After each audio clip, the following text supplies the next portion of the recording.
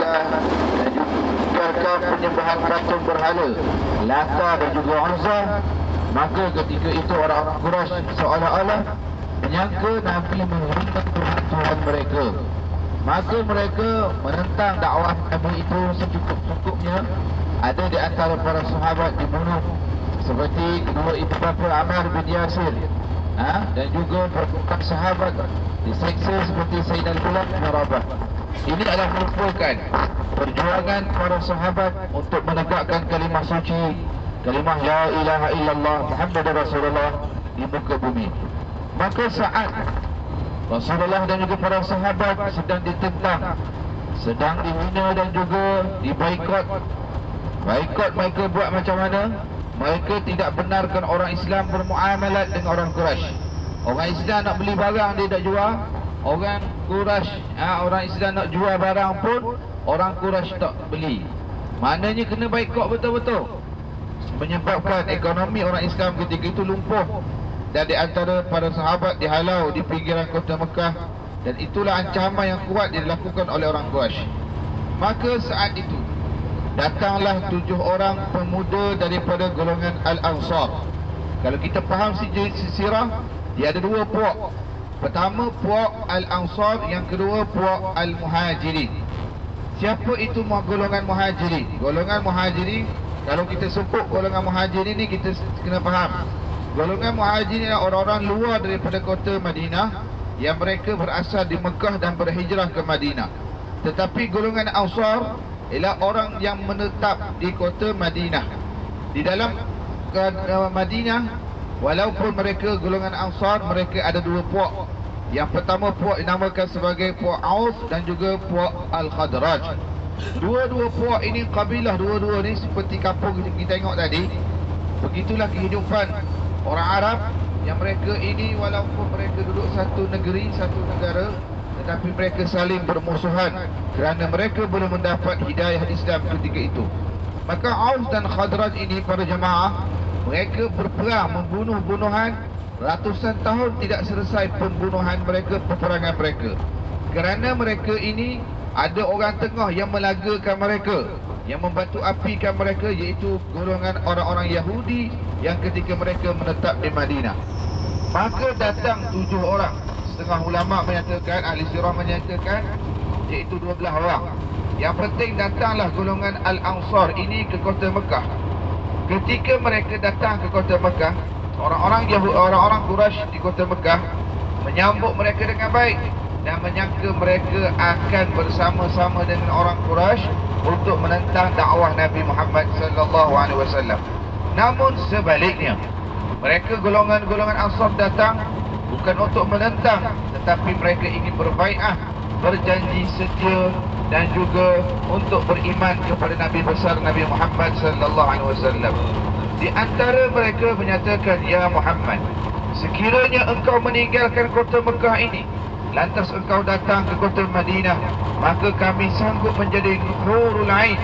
Kalau kita belajar lagi apa itu Hurul Ain.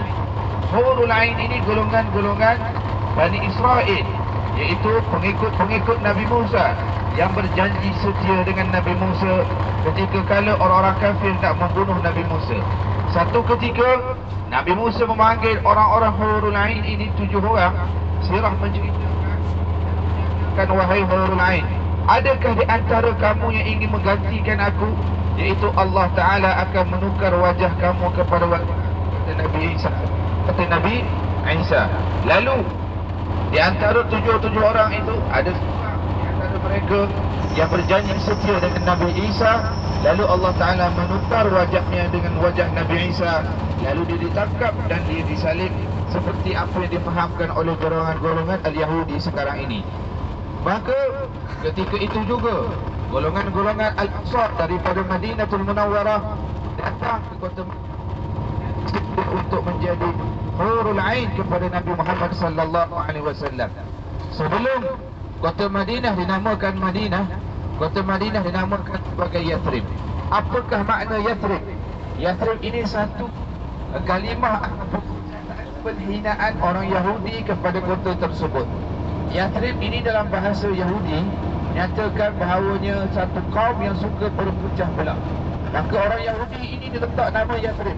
Maka Rasulullah tidak suka dengan nama Yathrib. Lalu Rasulullah menukar nama tersebut dengan nama Madinatul Munawwarah. Maka datanglah 7 orang yang janji setia dengan Nabi. Mereka beriman dengan Nabi.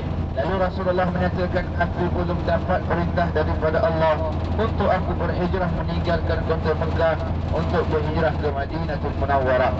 Kerana kita perlu faham, baginda Nabi bukanlah seorang manusia yang mudah untuk dan keinginan dia sendiri.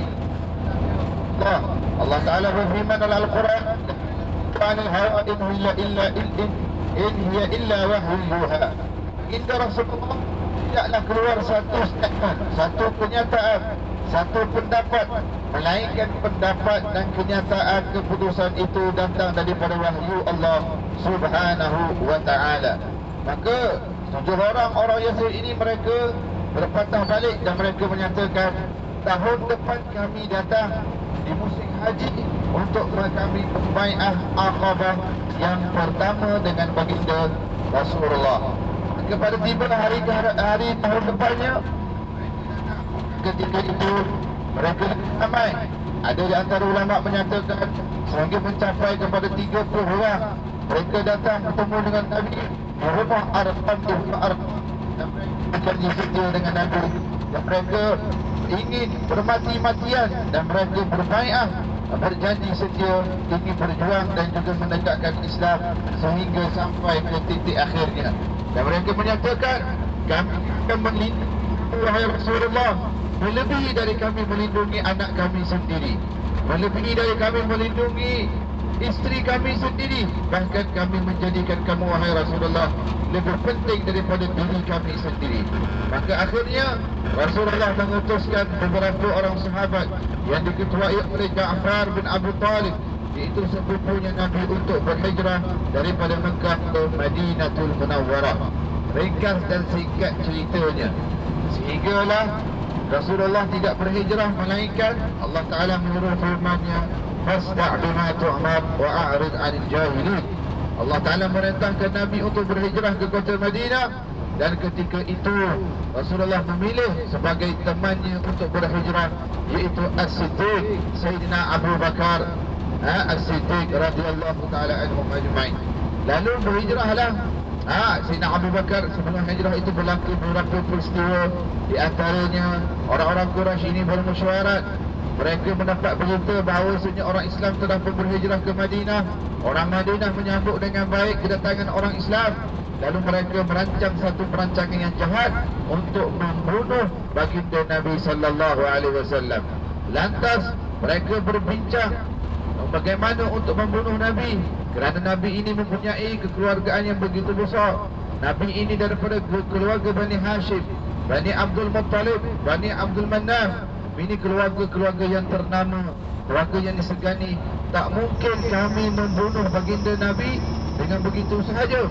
Lalu datanglah syaitan merupai manusia, menyatakan, wahai orang-orang Quraisy, kalaulah kamu hendak membunuh Muhammad, kamu bersepakat setiap kabilah kamu mengepung rumah Muhammad, lalu kamu hantar wakil-wakil setiap kabilah kamu untuk datang dan membunuh baginda Nabi. Ketika itu Rasulullah menyatakan, wahai para sahabatku, adakah di antara kamu yang ingin mengganti tempat tidurku? Kerana sudah pasti apabila kamu menggantikan tempat tidurku, sudah pasti kamu akan dibunuh oleh orang Quraisy, kerana perancangan itu telah diketahui oleh Nabi besar kita Nabi Muhammad. Lalu di antara ramai-ramai sahabat yang ingin menggantikan posisi tempat tidur Nabi, iaitu menantunya sendiri, sepupunya sendiri, iaitu Sayyidina Ali bin Abu Talib karamallahu wajhah. Akhir ringkas cerita, maka keluarlah Nabi dengan Sayyidina Abu Bakar As-Siddiq. Maka ketika itu Allah Subhanahu wa Ta'ala memberi mukjizat kepada Nabi, sehingga kan bila Nabi itu keluar daripada rumah dia, tak ada seorang pun nampak kelibat Nabi, sehingga kan Nabi boleh mengenal seorang demi seorang yang ada di luar rumahnya. Namun Allah Ta'ala butakan mata orang Quraisy, tidak melihat jasad baginda keluar daripada rumah.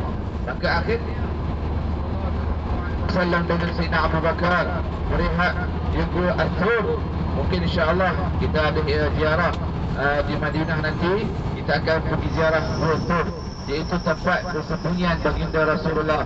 Ketika saat ini satu benda yang kita kena ambil perhatian, ketika Rasulullah masuk dalam Al-Thur, antara mukjizat iaitu labah-labah dia buat sarang.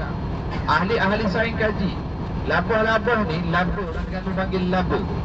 Laba ni dia tak akan buat sarang melainkan ada cahaya yang masuk ke tempat yang gelap. Kerana laba ni tujuan dia buat supaya binatang ataupun supaya serangga-serangga masuk perangkat sarang yang dibuat. Lantas kerana apa? Laba ni, laba-laba ni buat sarang ketika Rasulullah duduk dalam gua. Kerana cahaya ada pada badan baginda Rasulullah sendiri menyebabkan laba-laba itu membuat sarang. Ini di antara mukjizat. Kita baca kitab Syama'il Muhammadiyah, kitab kepribadian baginda Rasulullah, tidaklah kita melihat melainkan riwayat menceritakan bahawa senyum Rasulullah ini lebih terang dan lebih indah daripada bulan purnama. Maka akhir cerita, ringkas cerita, keluarlah Rasulullah bersama Sayyidina Abu Bakar berhijrah ke Madinah. Ketika mereka berhijrah, mereka melalui jalan yang jauh. Bukan jalan yang kita lalu hari ni. Kita lalu ni jalan shortcut dah, highway ni. Tetapi Rasulullah lalu jalan yang begitu jauh kerana mereka lindungi diri mereka tidak kelihatan oleh orang-orang kafir. Itu orang kafir itu mengatakan, siapa yang bertemu Muhammad sama ada hidup ataupun mati, kami menhadiahkan kepadanya 100 ekor unta. 100 ekor unta ni tuan-tuan, seekor unta hari ni harga dia 8,000. 8,000 kali 100 kali lah berapa keluar. Itu hadiah dijanjikan oleh orang kafir Quraisy ketika itu. Maka berebutlah pemuda-pemuda, pendekar-pendekar, orang-orang sakti keluar untuk mencari, merebut, menangkap baginda Nabi. Maka Allah Ta'ala menjaga Nabi kita. Akhirnya Nabi sampai ke kota Madinah. Ketika itu orang-orang Madinah menyambut dengan begitu hebat. Wanita-wanita di Madinah, mereka duduk di bumbung-bumbung rumah mereka, menyambut dengan mereka, memuji baginda dengan mereka membaca Tala'al Badru Alaina. Qasidah kita selalu dengar anak-anak kita selalu baca tu, Tala'al Badru Alaina, iaitu telah terbit ataupun telah bertegaknya bulan-bulan purnama yang begitu bercahaya. Maka ketika Rasulullah masuk ke dalam kota Madinah, ketika itu orang ni, para sahabat yang lain sentiasa berebut tali untuk tunggangan Nabi.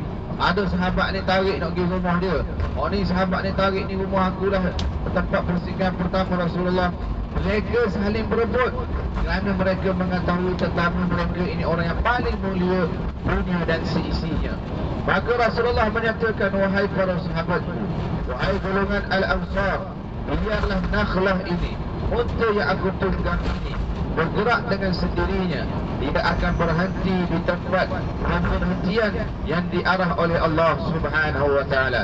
Lantas unta itu pun berhenti di rumah seorang sahabat yang bernama iaitu Sayyidina Ayyub Al-Ansari radhiyallahu ta'ala anhu.